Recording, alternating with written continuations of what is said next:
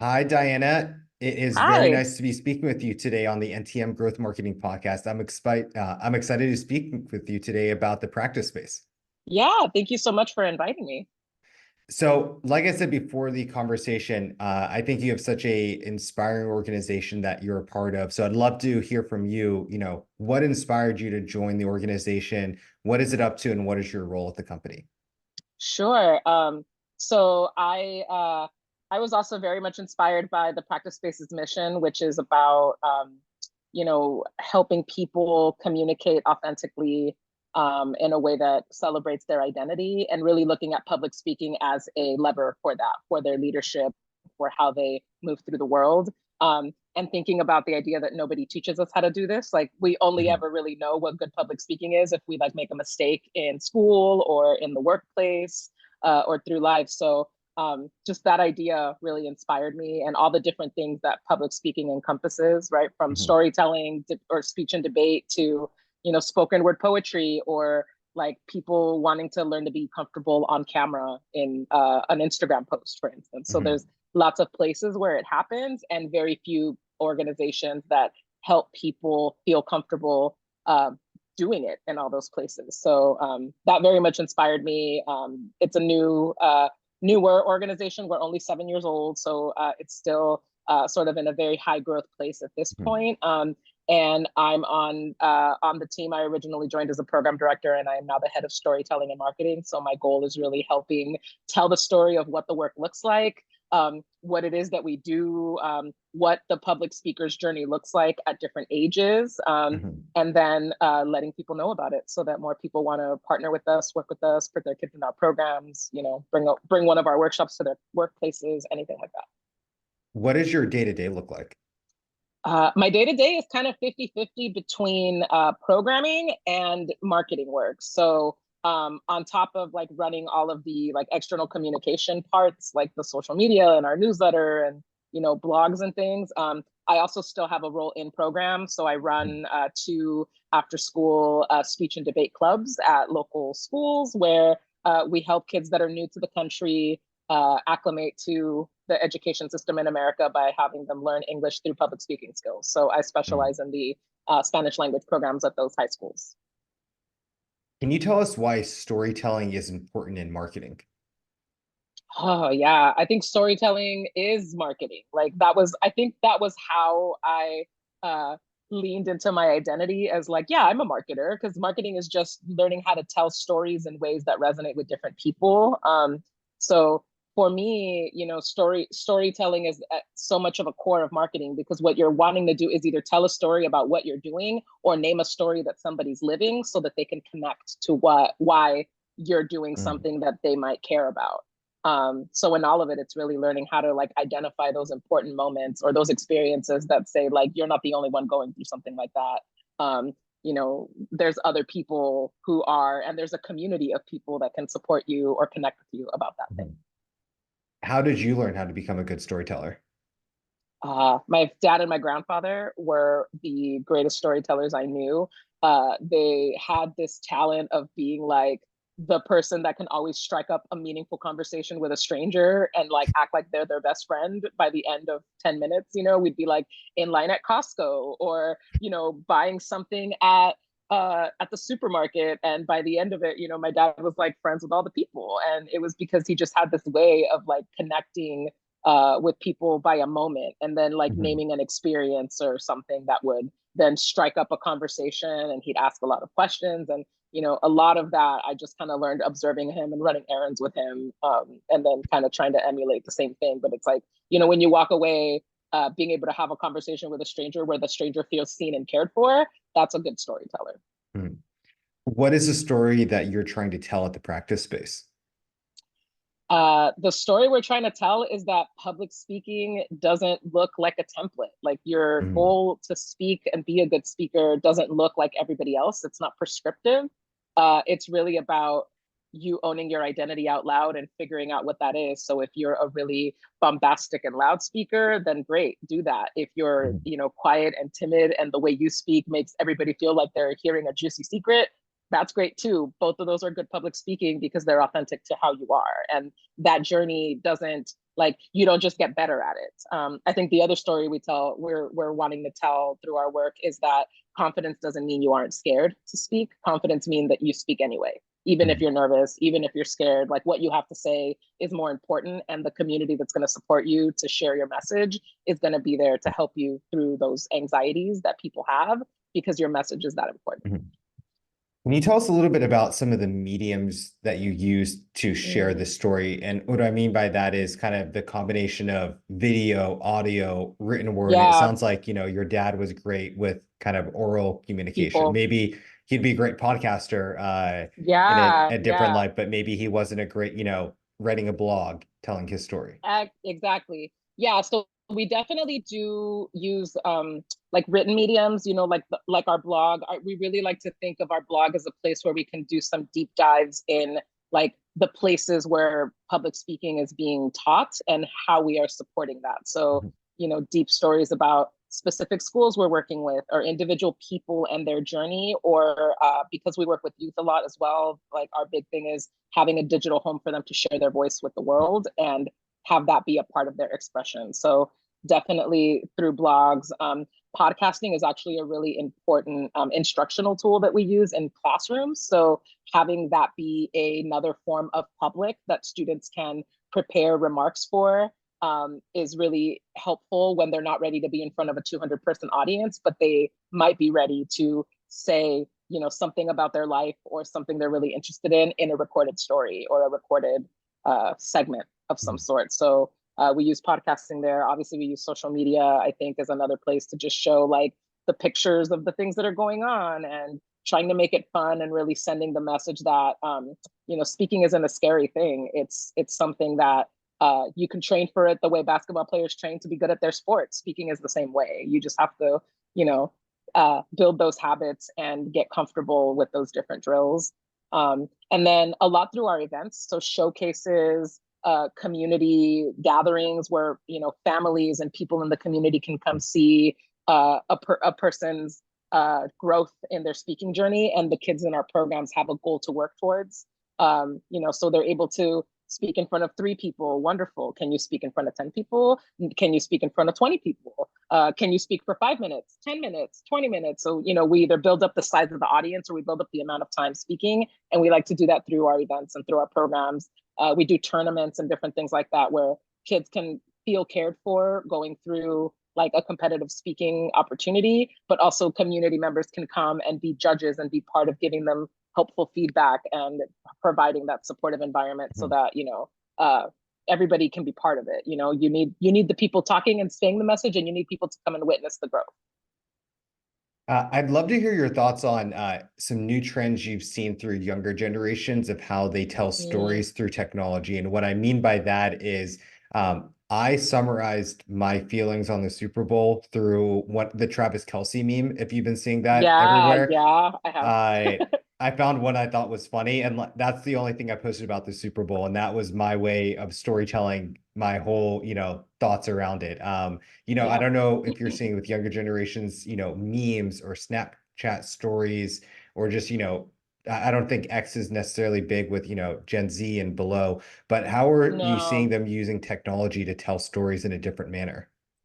Yeah, I think lots of like quotable quotes from TikTok. I hear a Mhm. lot, things that like they all will repeat. Um, the other thing I hear is still a lot of like photos and just like them capturing things in their phones. I think text message, speaking the way that they text and telling the Mhm. stories that way is also something that comes up a lot. And then um, music is another, I think, big way that they connect to things and connect to people and like start to care about, the messages that like their favorite singer or band may say. So there's definitely still some of that. And then other creative mediums, I think, is just like opinion sharing. We do a lot of like I use a lot of pop culture as a way to Mhm. create conversations in my programs. And so, we talked about the Grammys and we'll talk about the Super Bowl this week. And particularly for my groups that are high school students that are new to the country, like teaching them things like, what happened when this person posted that meme, like how does that meme translate to English? Like what kind of memes are being Mhm. shared in Latin America, TikTok, and we look at the different lenses that they come from, because they're acclimating to social media here in the United States, but their experiences in social media and in the messages and things that are being talked about from their home countries might be different. And so we serve kind of all those things, where we always try to look at current events as a place where students can do speeches about that stuff. So we might do something like Trav- Travis Kelsey and Taylor Smith, or not Travis Kelsey. What's her name? Taylor Swift. Sorry, Taylor Smith. Taylor Smith. Edit that part out.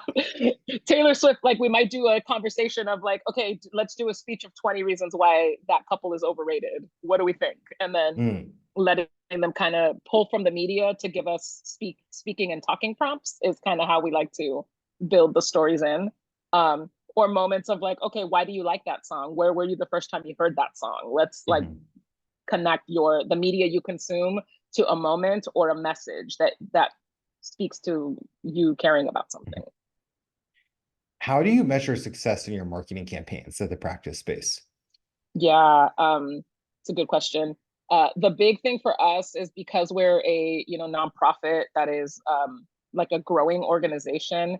Our success is very much focused on being like intentional and strategic in our growth. So like we're not worried about growing quickly. We're worried about making sure that the people who need us find us. Mhm. And so that might mean that we don't really measure like how successful was that post because of how many times it was shared. It might be more like, did a youth that was in that picture share it with all their friends, and then their friends started to follow us because now they want to be part of the same Mhm. thing? Or did the blog get shared in such a way where now we're able to build new connections at a new school because they're like, hey, you did that at this school, can my school have that?